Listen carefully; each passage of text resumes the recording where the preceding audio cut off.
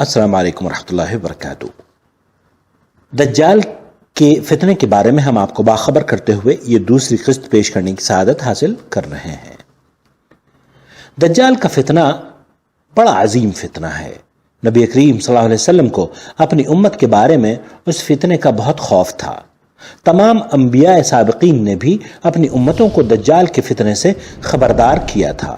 اللہ کے رسول صلی اللہ علیہ وسلم نے ہمیں ہر نماز کے آخر میں دجال کے فتنے سے پناہ مانگنے کا حکم دیا ہے۔ قرآن مجید میں اللہ عز و جل نے ارشاد فرمایا، اقتربت الساعۃ وانشق القمر، قیامت بہت قریب آ پہنچی اور چاند شق ہو گیا۔ اور اللہ عز و جل نے قرآن کریم میں ارشاد فرمایا سورہ انبیاء، یہاں تک کہ یاجوج اور ماجوج کھول دیے جائیں گے اور وہ ہر بلندی سے دوڑتے ہوئے آئیں گے۔ لیکن اللہ تعالیٰ نے دجال کا نام لے کر قرآن کریم میں وضاحت نہیں فرمائی ہے۔ اس کے عدم ذکر میں کیا حکمت ہے، اس بارے میں علماء کرام نے بہت ساری چیزیں نقل کی ہیں۔ مثال کے طور پر اہل علم کا اس سلسلے میں ایک قول یہ بھی ہے کہ درج ذیل آیت میں دجال کا ذکر کیا ہے۔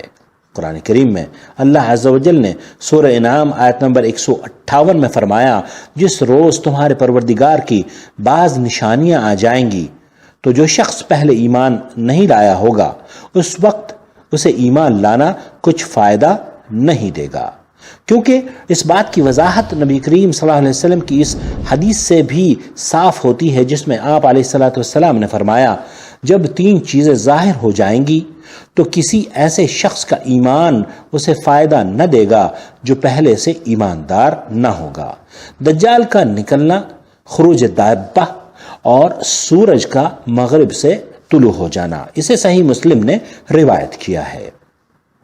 دوسرا قول یہ ہے کہ قرآن مجید میں عیسیٰ ابن مریم علیہ السلام کے نزول کی طرف اشارہ موجود ہے۔ قرآن کریم میں اللہ عز و جل نے ارشاد فرمایا سورہ نساء میں آیت نمبر 159، اور اہل کتاب میں سے کوئی ایسا شخص نہیں ہوگا مگر ان عیسیٰ کی موت سے پہلے ان پر ایمان لے آئے گا۔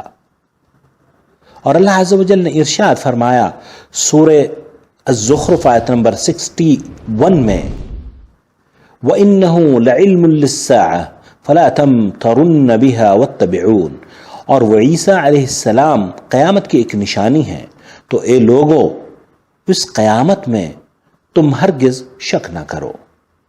اور یہ بات بلا شبہ صحیح ہے کہ عیسیٰ علیہ السلام ہی دجال کو قتل بھی کریں گے، لہذا قرآن کریم میں نزول عیسیٰ کے بارے میں آمدہ گفتگو کے سلسلے میں دجال کا ذکر بھی ضمناً آ ہی گیا ہے۔ حضرت حذیفہ ابن اسید غفاری رضی اللہ تعالیٰ عنہ بیان کرتے ہیں کہ رسول اکرم صلی اللہ علیہ وسلم نے فرمایا، 10 نشانیاں ظاہر ہونے تک قیامت نہیں قائم ہوگی۔ دھواں، نمبر 2 دجال، جانور کا نکلنا، اور سورج کا مغرب سے طلوع ہونا۔ اس حدیث کو صحیح مسلم نے نقل کیا ہے۔ یہ بڑی طویل حدیث ہے سامعین کرام، اور حضرت ابو ہریرہ رضی اللہ تعالیٰ عنہ بیان کرتے ہیں کہ رسول اکرم صلی اللہ علیہ وسلم نے فرمایا، 3 چیزیں جب ظاہر ہو جائیں گی تو کسی ایسے شخص کا ایمان لانا اسے فائدہ نہ دے گا جو پہلے سے ایمان نہ لایا ہوگا۔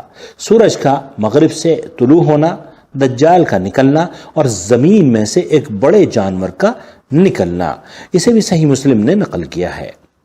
حضرت عمران بن حسین رضی اللہ تعالیٰ عنہ بیان کرتے ہیں کہ رسول اکرم صلی اللہ علیہ وسلم نے فرمایا، آدم علیہ السلام کی تخلیق سے لے کر قیامت تک دجال سے بڑی کوئی مخلوق نہیں، اور ایک روایت کے الفاظ میں ہے دجال سے بڑی کوئی مصیبت نہیں، اسے بھی مسلم نے نقل کیا ہے۔ اور حضرت عبداللہ ابن عمر رضی اللہ تعالیٰ عنہما کہتے ہیں کہ رسول اکرم صلی اللہ علیہ وسلم ایک روز لوگوں سے خطاب کرنے کے لیے کھڑے ہوئے۔ آپ صلی اللہ علیہ وسلم نے اللہ تعالیٰ کے شایان شان حمد اور ثنا بیان کی، اور پھر دجال کا ذکر فرمایا۔ میں تمہیں اس سے ڈرا رہا ہوں، اور ہر نبی نے اپنی قوم کو اس سے ڈرایا ہے، لیکن میں تمہیں ایک ایسی بات بتا رہا ہوں جو کسی نبی نے اپنی قوم کو نہیں بتائی، وہ ایک آنکھ سے کانا ہوگا، اور اللہ تعالیٰ تو ہرگز ایسا نہیں ہے۔ اسے بھی صحیح مسلم نے روایت کیا ہے۔ اور حضرت نواس بن سمعان رضی اللہ تعالیٰ عنہ بیان کرتے ہیں کہ رسول اکرم صلی اللہ علیہ وسلم نے ارشاد فرمایا، دجال کے سوا دیگر فتنوں کا مجھے تمہارے بارے میں زیادہ خوف ہے۔ دجال اگر میری موجودگی میں آ گیا تو میں دلیل کے ساتھ مقابلہ کر کے تم سب کی طرف سے اس پر غالب آ جاؤں گا، اور اگر وہ میری عدم موجودگی میں آیا تو ہر شخص دلیل کے ساتھ اس پر غالب آنے کی کوشش کرے۔ اللہ تعالیٰ میری جگہ ہر مسلم کا خود دفاع فرمائے۔ اسے بھی صحیح مسلم نے روایت کیا ہے۔ اور حضرت نافع بن عتبہ بن ابی وقاص رضی اللہ تعالیٰ عنہ بیان کرتے ہیں کہ رسول اکرم صلی اللہ علیہ وسلم نے ارشاد فرمایا، تم جزیرہ عرب میں جنگ کرو گے تو اللہ تعالیٰ اسے فتح کر دے گا، پھر تم ایران پر حملہ کرو گے تو اللہ تعالیٰ اسے فتح کر دے گا، پھر تم روم پر حملہ کرو گے تو اللہ تعالیٰ اسے بھی فتح کر دے گا، پھر تم دجال سے جنگ کرو گے تو اللہ تعالیٰ اسے بھی فتح کر دے گا۔ جس جگہ دجال ہوگا اس جگہ پر اس کے ساتھیوں پر تمہیں فتح حاصل ہو جائے گی۔ اسے بھی صحیح مسلم نے نقل کیا ہے، حدیث نمبر 2900۔ اور حضرت معاذ ابن جبل رضی اللہ تعالیٰ عنہ بیان کرتے ہیں کہ رسول اکرم صلی اللہ علیہ وسلم نے ارشاد فرمایا، بیت المقدس کے آباد ہونے سے مدینے کی بربادی شروع ہو جائے گی۔ مدینے کی بربادی ہوئی تو ایک عظیم مارکا شروع ہو جائے گا۔ وہ مارکا شروع ہوا تو قسطنطنیہ فتح ہو جائے گا، اور جب قسطنطنیہ فتح ہو گیا تو پھر جلد ہی دجال کا خروج ہوگا۔ اسے سنن ابی داؤد نے نقل کیا ہے۔ خروج دجال سے قبل مسلمانوں اور رومی عیسائیوں کے درمیان بہت سی جنگیں بھی ہوں گی جن میں مسلمانوں کو فتح حاصل ہوگی۔ صحابی رسول حضرت ذو مخمر بیان کرتے ہیں کہ نبی کریم صلی اللہ علیہ وسلم نے فرمایا، تم عیسائیوں کے ساتھ صلح کر لو گے، پھر تم ایک لڑائی کرو گے اور رومی پشت تمہارے ساتھ غداری کریں گے، اور رومی پس پشت تمہارے ساتھ غداری کریں گے۔ تم اس جنگ میں فتح یاب رہو گے، مال غنیمت حاصل کرو گے اور نقصان سے محفوظ رہو گے، پھر میدان جنگ سے واپس لوٹو گے حتیٰ کہ تم اور عیسائی ایک ٹیلوں والی سرسبز جگہ پر پڑاؤ ڈالو گے۔ وہاں عیسائیوں میں سے ایک شخص صلیب کو ہوا میں بلند کر کے اعلان کرے گا کہ صلیب غالب آ گئی، صلیب غالب آ گئی۔ اس پر ایک مسلمان کو غصہ آ جائے گا اور وہ آگے بڑھ کر صلیب کے ٹکڑے ٹکڑے کر دے گا۔ اس واقعے سے عیسائی بگڑ جائیں گے اور جنگ کے لیے جمع ہو جائیں گے۔ بعض روات نے اس روایت میں یہ اضافہ کیا ہے کہ اس وقت مسلمان بھی جوش میں آ جائیں گے اور اپنے ہتھیار سنبھال لیں گے، ایک سخت لڑائی کریں گے، اور اللہ تعالیٰ مسلمانوں کی اس جماعت کو شہادت سے سرفراز فرمائے گا۔ اسے سنن ابو داؤد نے نقل کیا ہے۔ اور حضرت ابو ہریرہ رضی اللہ تعالیٰ عنہ بیان کرتے ہیں کہ رسول اکرم صلی اللہ علیہ وسلم نے فرمایا، قیامت اس وقت تک قائم نہ ہوگی جب تک کہ عیسائی آماق یا دابق کے مقام پر پڑاؤ نہ ڈالیں۔ عیسائیوں کا مقابلہ کرنے کے لیے مدینے سے مسلمانوں کا ایک لشکر روانہ ہوگا، جو اس وقت روئے زمین کے بہترین لوگ ہوں گے۔ جب دونوں لشکر ایک دوسرے کے مد مقابل صف آرا ہوں گے تو عیسائی کہیں گے، تم لوگ ذرا ہٹ جاؤ، پہلے ہمیں ان لوگوں سے لڑائی کر لینے دو جو ہم میں سے گرفتار ہو گئے تھے۔ اس بات سے معلوم ہوتا ہے کہ مسلمانوں اور عیسائیوں کے مابین پہلے بھی متعدد لڑائیاں ہو چکی ہوں گی جن میں مسلمان فتح یاب ہوئے تھے۔ عیسائیوں کو قیدی بنا لیا گیا تھا جو بعد میں مسلمان ہو گئے تھے، اور اب اسلامی لشکر میں شامل ہو کر عیسائیوں سے جہاد کرنے کے لیے یہاں آئے ہوں گے، مگر مسلمان کہیں گے نہیں، اللہ کی قسم ہم اپنے ان بھائیوں سے کبھی الگ نہ ہوں گے۔ لڑائی شروع ہوگی تو تم مسلم لشکر ایک تہائی حصہ میدان جنگ سے فرار ہو جائے گا۔ اللہ تعالیٰ کبھی ان کی توبہ قبول نہیں کرے گا۔ اس لشکر کے ایک تہائی لوگ جہاد کرتے ہوئے شہید ہو جائیں گے۔ لوگ اللہ کے نزدیک افضل ترین شہداء ہوں گے۔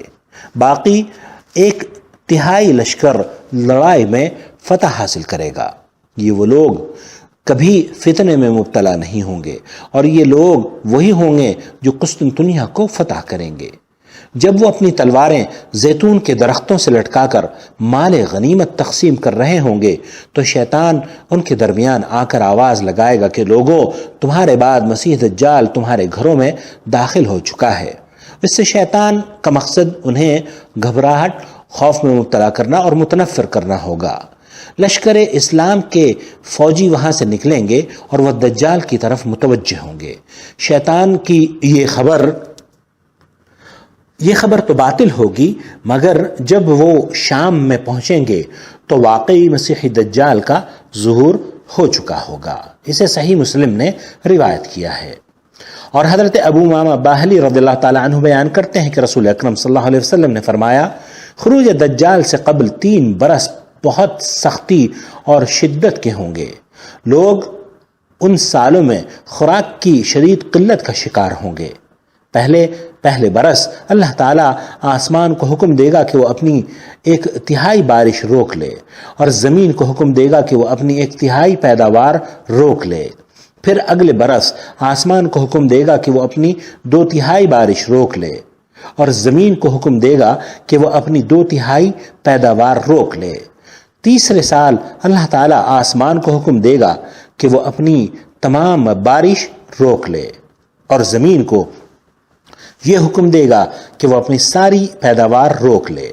نتیجہ یہ ہوگا کہ آسمان سے پانی کا ایک قطرہ تک نہ ٹپکے گا، اور زمین میں سے کوئی نبات پیدا نہ ہوگی۔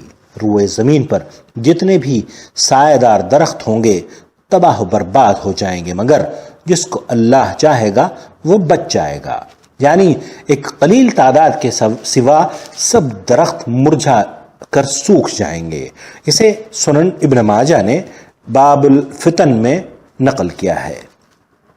لوگوں نے سوال کیا، اے اللہ کے رسول صلی اللہ علیہ وسلم، اس صورتحال میں لوگوں کا ذریعہ معاش، ان کی آمدنی کیا ہوگی؟ آپ صلی اللہ علیہ وسلم نے فرمایا، وہ لا الہ الا اللہ، اللہ اکبر اور الحمدللہ کثرت سے پڑھیں گے، اور یہی ذکر ان کے لیے خوراک کا کام دے گا۔ اللہ رب العالمین ہمیں دجال کے فتنے سے محفوظ فرمائے، اور ہمیں دجال سے بچنے کے جو امور ہیں انہیں جاننے کی توفیق سے نوازے۔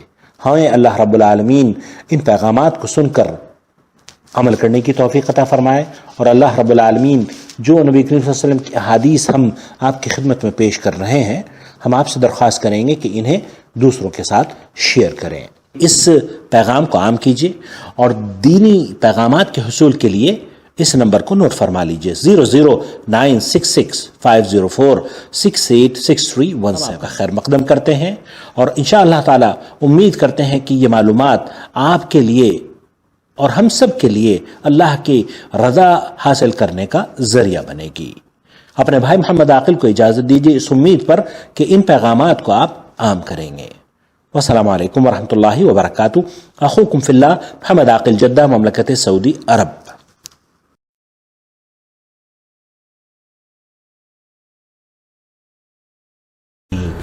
ہمارا پرانا چینل نور ٹی وی جدہ یوٹیوب نے بلاک کر دیا ہے۔